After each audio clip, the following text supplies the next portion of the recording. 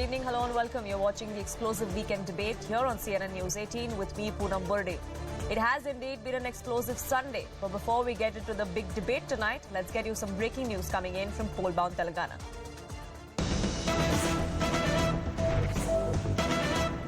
Union Home Minister Amit Shah was addressing a Vijay Sankalp Sabha in Telangana just a short while ago, in which he said that if voted to power, BJP will cancel Muslim reservations as the right belongs to SC, STs and OBCs, a pitch that was made in Karnataka, the scrapping of the 4% quota in Karnataka, same pitch now being made in Telangana. Telangana सरकार तेलंगाना के लोगों के लिए चलेगी, ओवैसी के लिए नहीं चलेगी। मित्रों, 2 बेडरूम हॉल किचन की स्कीम में भी माइनॉरिटी का रिजर्वेशन किया, संविधान विरोधी मुस्लिम रिजर्वेशन शिक्षा में किया और कई सारी बातें की। मैं यहां कहकर जाता हूं, भारतीय जनता पार्टी की सरकार बनेगी तो एक गैर संवैधानिक मुस्लिम रिजर्वेशन को हम समाप्त कर देंगे। ये अधिकार तेलंगाना के एससी, एसटी और ओबीसी का है, वो अधिकार उनको मिलेगा और मुस्लिम रिजर्वेशन को हम समाप्त कर देंगे।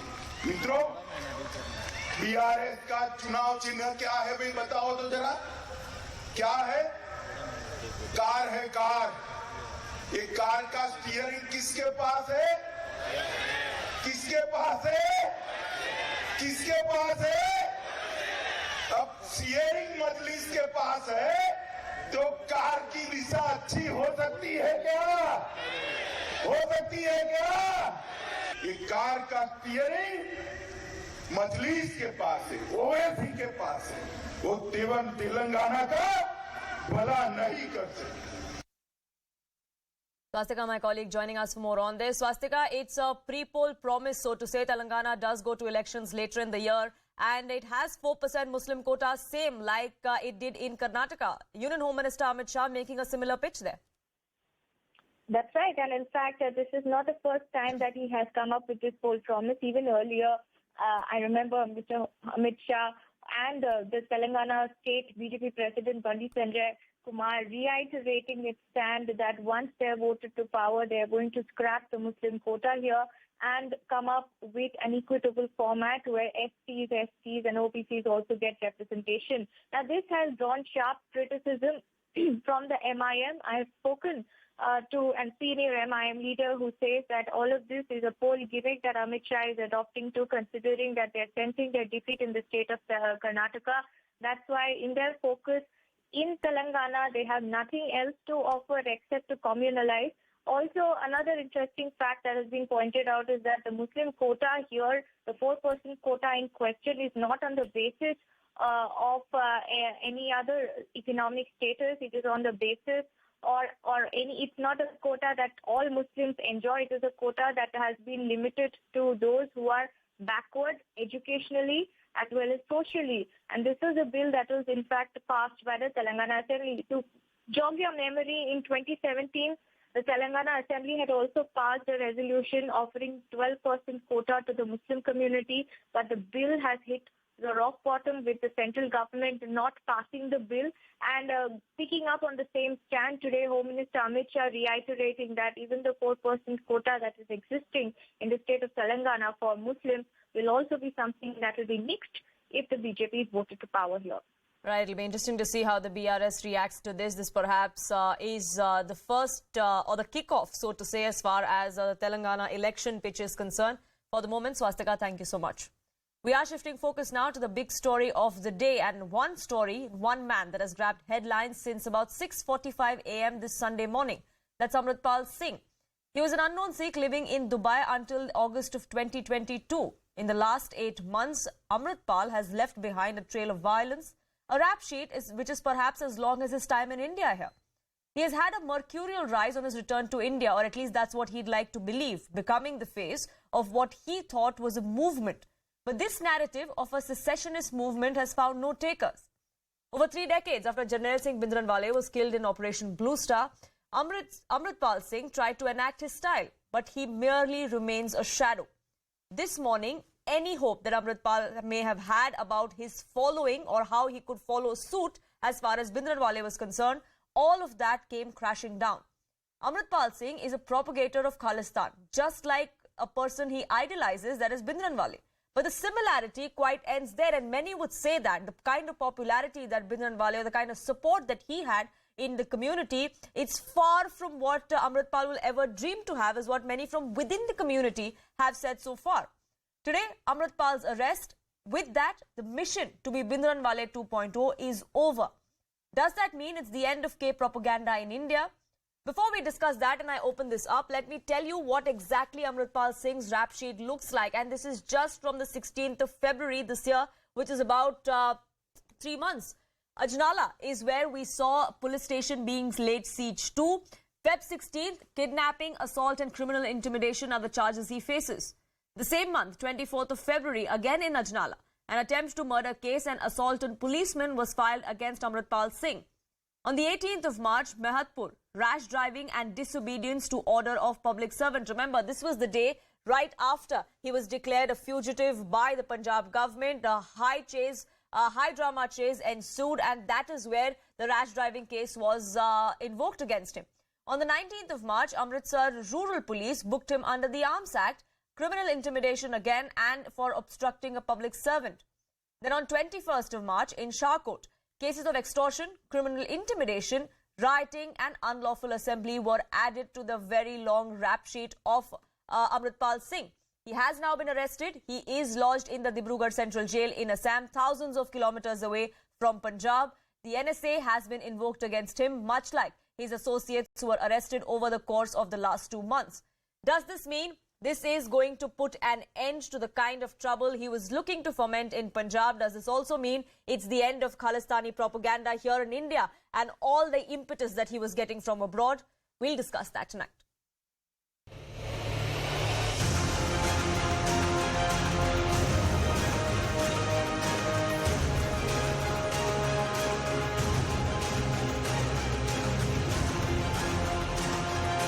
Amritpal Singh has been arrested by Punjab Police at around 6:45 a.m.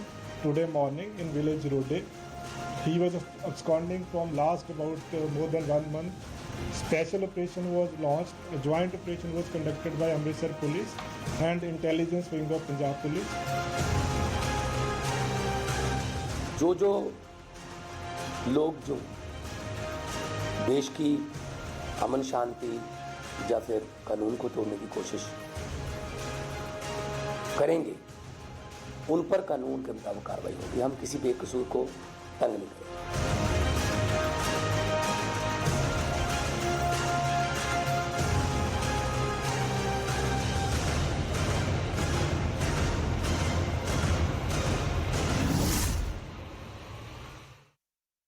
Opening this up to our panelists tonight, senior editor of Swaraj magazine, Tushar Gupta, joins us on this broadcast. Spokesperson of the Aam Aadmi Party, Abab Singh Garewal, I beg your pardon. Lieutenant General KJ Singh, defence expert, joins us on this broadcast, and former DG of Punjab, Shashikant, also with me.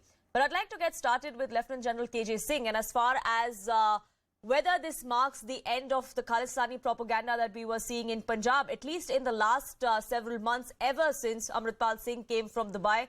He wanted to position himself as Bhindranwale 2.0. You know, many would say that if you walk like a duck, if you quack like a duck, if you look like a duck, you would want to believe you're a duck. But it was far from that as far as Bhindranwale and Amritpal Singh is concerned, isn't it? Poonam, Jai Hind, you're very right. But let's not declare a victory at halfway stage. It's a very significant milestone. There is a sense of relief. There is this confidence that we have drawn that he did not have any following. Nobody's come out to support him in large numbers. He just found shelter with few people. So to that extent, the idea of creating further avatars of Bhindranwale has taken, has hit a roadblock, has suffered a setback, and it is not an easy to replicate model. that is a good gain. And Punjab Police has been mature. It is been sensitive about handling the religious places. So it's not created a situation where things would have got out of control. Whether they should have taken this much of time to apprehend him is a different issue that can be analyzed. But now let me get to the crux of the problem. The problem is ISI runs the K2 cell. That cell is tasked for fomenting trouble in Kashmir and for Khalistan cause. And they are using drones for sending explosives, weapons, and all kind of nefarious activities they are attempting. Yes. There is a certain amount of synergy between the state police and BSF. Today, a joint flag march was taken out in Moga. I commend that. Taking Amritpal to Dibrugarh and confining him with 8 other associates of his and putting him under NSA, again, I commend that. BSF finding some methods to deter drones, which is increasingly seen, once again, appreciable. But we cannot let our guard down. We have to be careful. And in any case, investigation has to be got completed expeditiously so that we can prepare a dossier, hand it over to FATF and other agencies, name and shame Pakistan, take legal action against this person, and create a deterrent kind of environment based on our investigation. Yes. And also there is an air of skepticism in Punjab. There are wild theories floating around. So it will be a good idea to share information, to put out a white paper if required. Yes. So that people are reassured that there is no conspiracy taking place, things are under control, and more will be done. And coupled with this is the socio-economic dimension of the problem. You have to skill the youth over there. You have to give them education. You have to get them localized here and not run away to Canada and USA and UK. Yes, so because a lot all, of this kind of propaganda that we see in Punjab or in India comes from across the borders, comes from people who are sitting on foreign soil, enjoying the kind of immunity that they do there, which perhaps gives them the confidence to spew the kind of venom that they do. And I want to get in the former DG of Punjab, Shashikant, who's on the panel as well. And like Lieutenant General KJ Singh was also pointing out, the kind of synergy that we have seen between the centre and the state and the agencies as far as this operation goes, that is something that should be commended. But the questions that are being raised about how it took 36 days for the police to actually track him down, for him to be arrested today, and the fact that he did in fact escape from right under the nose of the Punjab police. Are those questions completely misplaced, Shashikant? Look, as far as synergy is concerned, yes, that needs to be praised and commended on, yes. There has been synergy between the Punjab Police, the Central Intelligence Agencies, and the paramilitary forces and everything. Everybody was on the same page as far as this thing is concerned. But having said this thing, I just want to say about what exactly Pakistan is doing. I think I have been a student of this kind of operations, and I've read a lot about it. It was one of the most notorious, most mischievous operations launched by the ISI, whereby they planted a person here. They're hoping that it was whether it would create a kind of situation there, which was there in mid-80s. And I'm happy to say that the Punjabis have sort of given a. We have not stood by it, and we have given a proper answer to Pakistan. But again, having said this thing, this person has been arrested, but again, it's not the end of the road. This guy was hiding somewhere for 35 days. Somebody was feeding him. Somebody was giving him money. Somebody was choreographing, like I said, Pakistan has been choreographing. So what was the channel? That channel needs to be exposed, and all these persons who were in cahoots with this particular person, they need to be brought to the books, and proper legal action needs to be taken about it. And lastly, as I think General Sah was also saying, yes, it's about the time when the governments, not only of Punjab, but the central government also, they need to take care of the problems that we have in Punjab, on which this guy tried to encash upon. This is drug addiction. This is youngsters going abroad. This absence of jobs. These are some of the burning issues on which the state government and the central government will have to monitor very closely and find some sort of answer to it. Thank you. Yes, and people like Amritpal Singh think they can fish in troubled waters, and that is exactly what they've been trying to do. Much like what we've seen Pakistan try to do in Kashmir is what we're trying to see, what we're seeing as far as these pro-Khalistani secessionist elements go, as far as Punjab goes. But Mr. Kiriwala, I'd like to get you in. And we've heard the kind of commentary that has come to the fore, not just from the experts on this panel, but also from across political party lines. Everyone has come out and lauded the fact that this man is finally behind bars as far as his agenda and his propaganda goes. But like I said, the questions are being asked about why it took 36 days. Some are even questioning you today that he was only arrested because he decided to come out and surrender. Good evening, ma'am. First of all, I'm a Punjabi like the two gentlemen who've spoken before me, and I'm a Sikh, and I speak as a son of this nation.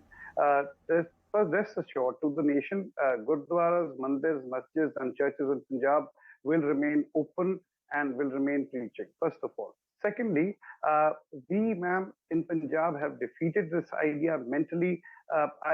Unfortunately, I saw that DGP Saab and General Saab were obviously much senior to me. They've seen those times, but I've seen bodies, ma'am, and we will not let that happen. This guy, this Amritpal guy, was sent to build a narrative. Now, this narrative before the 2017 elections was that if the Aam Aadmi Party comes, Khalistanis will come. There was a bomb blast, there was Beadbi. They managed to defeat us. This time around, they started. They didn't. They didn't succeed, and we came to power, and then this thing started. Once this thing started, man, this guy was a sponsored guy. About 25 to 30 crores was spent on him, and 8 to 10 people were the core of his group. The rest were all paid employees. His security guards, the guys around him, his own people have said that they were paid for about 2.5 lakh rupees a month were paid as payment or as salaries to the security guards. He got cars worth crores. The worst bit is, ma'am, we had to fight the thought that he was preaching, and I think we have succeeded. Hats off to the Punjab Police. The way they handled Lajnala, people were criticizing them left, right, or center, but they did not let 1978 Nirankari march happen again. These people wanted there to be Beadbi. These people wanted there to be death, so that Punjab would go back into the whole mad bad times we've been in. Now, obviously, the Pakistanis will try to foment trouble in that nation when, ma'am, anybody who wakes up tomorrow, we've seen Ram Navami has passed. People from Bengal to Maharashtra, crowds have gathered, gone outside mosques and started chanting Hindu Rashtra. Well, anybody, any idiot will think that if they can do that, they are allowed to do it. I can do it. He's an idiot, and he was a pawn. He was a paid for by pawn. And he started doing it, but we had to make sure that we had enough reasons to catch him and his group, and we have exposed that. And our simple thing is this: what hurts is that when Mr. Vij, who's the Home Minister of Haryana, says that this guy was sitting in a house in Kurukshetra, we told Punjab Police, pick him up from there. Man, how can Punjab Police go to Haryana? That is the worst part. What hurts is when our own try to do this, because, ma'am, we have suffered this in Punjab. We have fought this menace. We will never allow this to happen in Punjab. But this thought had to be killed, and finally this thought has been killed, and the law will take its own course. Before I get in, Tushar Gupta, I just want to ask you a follow-up question, Mr. Grewal, because you kept saying that there was this narrative that came about even before the elections in Punjab, and that he was being propped up, and now this narrative has come up now. When you say they are trying to prop him up, who is this they that you're alluding to, if I may ask? Ma'am, I would seriously wish and pray that it was the ISC. I wish and pray it was the ISC. Why did I say all this when I said this? Because in Kurukshetra, when the Haryana police knew where he was sitting, when the Haryana Home Minister knew the house he was sitting in, why did they not arrest him, ma'am? Why did they not arrest him? The worst bit is we busted his network. We got all the people. It was about 30 crore rupees was spent on this operation. We busted his people. We got everybody out. We basically, we just told them that the ISI or whoever was trying to play a game, and we shut this down once and for all. So I don't know. I wish and pray it's ISI. I wish and pray. Sure. Tushar Gupta, I'd like to get you in on that. A lot has been left unsaid by Mr. Garewal, but many would, read between the lines and perhaps try and figure out what he was alluding to. But I want to ask you, this entire episode that we've seen over the last 36 days or so, or even before when the Ajnala violence took place, do you think it was politics that really hampered this fight against this kind of propaganda, this kind of narrative, and against the man himself, Amritpal Singh?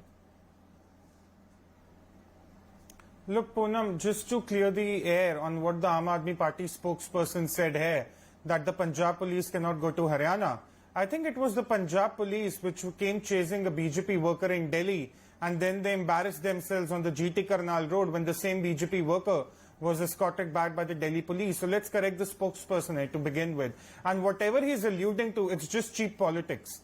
I think the Aam Aadmi Party should really realize the magnitude of the problem that was staring at them in their state and stop making cheap political gimmicks all the time. The situation is far more serious. The state deserves far more seriousness than that. Now, Poonam, let's start with the Amritpal story. I have been following him since 2020-2021 when he became active on a social networking app called Clubhouse.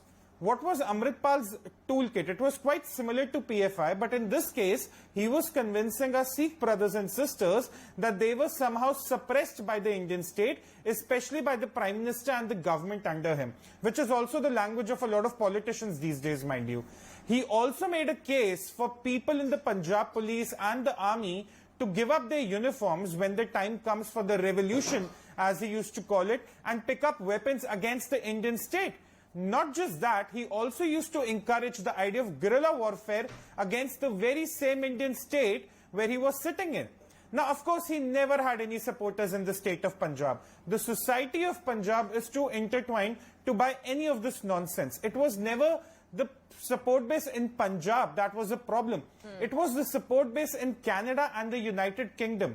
Even when he used to be active on Clubhouse, he was cheered on by some handlers in Canada and United Kingdom, and all of them were using the farmer protest, the same farmer protest where some parties were giving food and Wi-Fi, to make a case for Khalistan. They were trying to drive a wedge between the Hindus and the Sikhs. This was their toolkit. But their support base, their backing, was not coming from the Indian state or from Indian Hindus or Sikhs. It was coming from the same people who take down the Indian flag in the UK consulate. Yes. It was coming from the same people who take out rallies in Canada propagating the idea of Khalistan and separation from the Indian state. So now that Amritpal Singh is caught, there are three main things the government should do. Would say that they are paid stooges. Yes, go ahead, Tushar Gupta. Yes, absolutely. Absolutely. Amritpal is just a front, Poonam. We must understand. Yes, he's caught. Yes, it's an excellent move by the Punjab Police, but he's a front. We do not want that how Deep Sidhu was replaced by Amritpal Singh, someone else tomorrow replaces him. So what is the three things that the government needs to do? Because the NIA will step in at some point. One, they need to check the financial trail. Where was the money coming from? Number two, people abroad, in Canada and United Kingdom specifically, because these were the same people who were active during the farmer protest and on that same app, they need to be checked. Their OCI cards need to be confiscated. Their properties in India need to be confiscated. And number three, Amritpal Singh was on the run for a month, for more than a month. Whoever within the Indian state who was trying to be, who's trying to be his patron, they also need to be nabbed. These Absolutely, three things and which need is to be why done. we need It's an not even about better catching Amritpal synergy Singh between alone. the state It's also and about the central dismantling government the and the entire agencies network. to ensure that the entire network is dismantled. Mr. Garewal, you wanted to counter Tushar Gupta. I'm running short of time, but 30 seconds. Go ahead. Just 30 seconds is this. My son was born in England, but I made sure that he had an Indian passport. 99% of the Punjabi NRIs in abroad do not support these people. These are the guys who went before the 80s or the early 90s. And the England group was a hired group which was hired from Ilford. So the fact is, neither Punjabi NRIs nor anybody supports them. There is a fringe element here, as there is in Canada. And as far as Punjab and Punjabis are concerned, I am a Sikh, I am a Punjabi Sikh, and I'm proud secular Indian first, before that. And we will not allow any such humbug to carry on in Punjab. And the socio-economic problems, which both the gentlemen pointed out before me, sir, rest assured, we will try our best to solve those, because our children today, there's a saying in Punjabi, there's a sat where old people used to sit. That's the village corner or whatever. But now our youngsters sit there. Our youngsters need to be put to work, and that's what our government will try and will do. Sure. From like it's been doing for the past 1 year, and we will make sure this crap doesn't happen in Punjab again. Sure, so the problem needs to be nipped in the bud. That's really what needs to be done as far as the state of Punjab is concerned. It's not just for the state of Punjab. The security of Punjab is imperative to the security of the entire country. We cannot have anyone from across the border think these are troubled waters to fish in. That sort of elbow room cannot be given to anyone like the likes of Amritpal Singh or even Gurdwara Singh Pannoon, who sit outside on foreign soil and try and spew venom and try and foment trouble here. I unfortunately have to leave it at that, but I thank you all gentlemen for joining us here on this broadcast with your perspective. There is a lot of news that is coming in here on this Sunday edition, and there's some breaking news coming in that we are now shifting focus to. Ahead of the SCO Defence Ministers meeting, we are given to understand that India and China are holding commander-level talks. The main focus, of course, is going to be on de-escalation at the line of actual control. Commander-level meeting was held at the Trishul Moldo meeting point is what we're given to understand. There has been progress made on several sticky points, but some issues still remain, which is why we've had several of these meetings. The SCO Defence Ministers meeting is also coming up. This meeting, a commander-level meeting, is setting stage for that diplomatic meeting as well between the defence ministers. Akash, my colleague, joining us for more details as to what transpired in this particular meeting. Yes, Akash. So, Poonam, this meeting is very crucial, and as you rightly mentioned, this is basically the 18th round of commander-level talks in which, from Indian side, the commander of 14th Corps is taking part.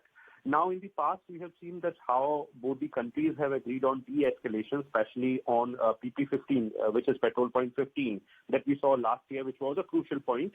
But we have friction points left still, and one such point is Depsang Plain. And I'm learning that this time Depsang Plain is one such focus. In fact, in this meeting, we don't know as to what is the outcome or what will be the outcome, because last time when we checked, the meeting was still on.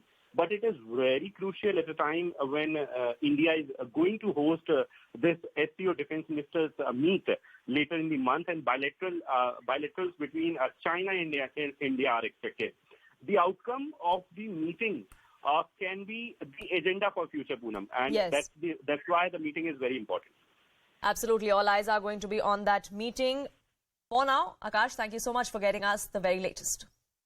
With that, it's a wrap from my side here on this edition. Thank you so much for tuning in.